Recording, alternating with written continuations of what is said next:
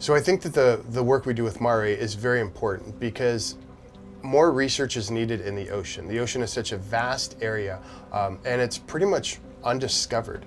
There's a lot of things about the ocean that we have no idea about. Fishing in California especially brings a lot of money to the table, and it's a very, very important sector to a lot of people, a lot of livelihoods, and we need accurate research to make accurate decisions for a future.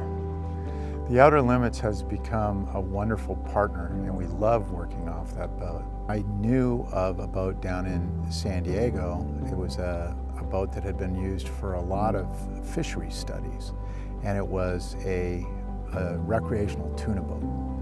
And so we called them up to see if they would be interested in doing a statewide assessment, starting up in Oregon and moving all the way down to San Diego, where they're home birthed.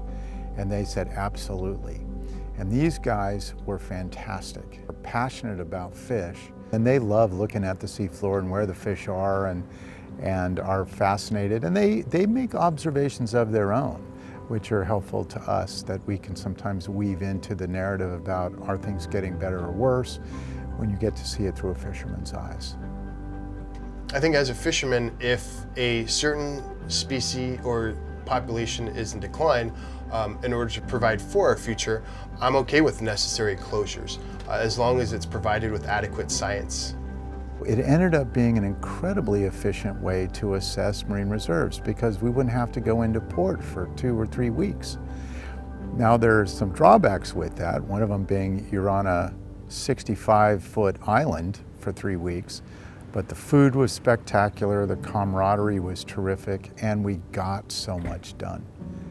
I love working with MARE because they are probably one of the most fun groups that we take out. Their overall attitudes towards science is pretty much right in line with mine. And they like to have fun while they're at work, which is why we're here. Nobody wants a boring job.